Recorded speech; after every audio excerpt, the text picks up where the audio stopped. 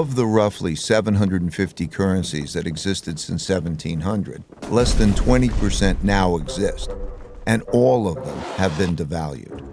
For the Dutch, this happened after their defeat in the Fourth Anglo-Dutch War, when they weren't able to repay the massive debts they built up during it.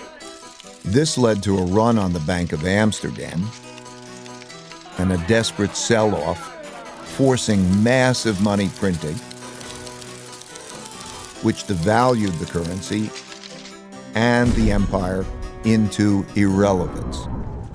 For the British, this happened after World War II, when despite their victory, they could not repay the massive debts they borrowed to fund their war effort. This led to a series of money printing, devaluations, and sell-offs in the British pound, as the US and the dollar emerged dominant and created a new world order. At the time of this recording, the United States hasn't yet reached this point.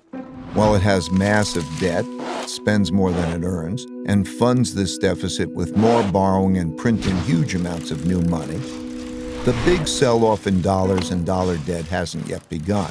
And while there are great internal and external conflicts occurring for all the classic reasons, they've not yet crossed the line to become wars. Eventually, out of these conflicts, whether they're violent or not, come new winners who get together and restructure the losers' debts and political systems and establish the new world order. Then, the old cycle and empire ends, and the new one begins, and they do it all over again.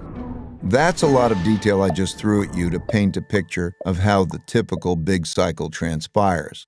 Of course, not all of them transpire in exactly this way, but most largely do.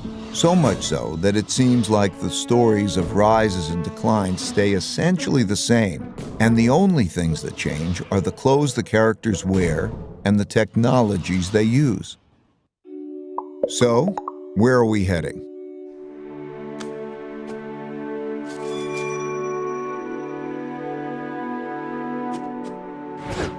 The future.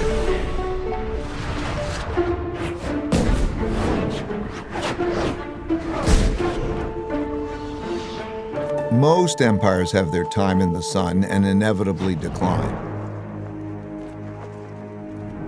Reversing a decline is difficult because that requires undoing a lot that's already been done, but it's possible.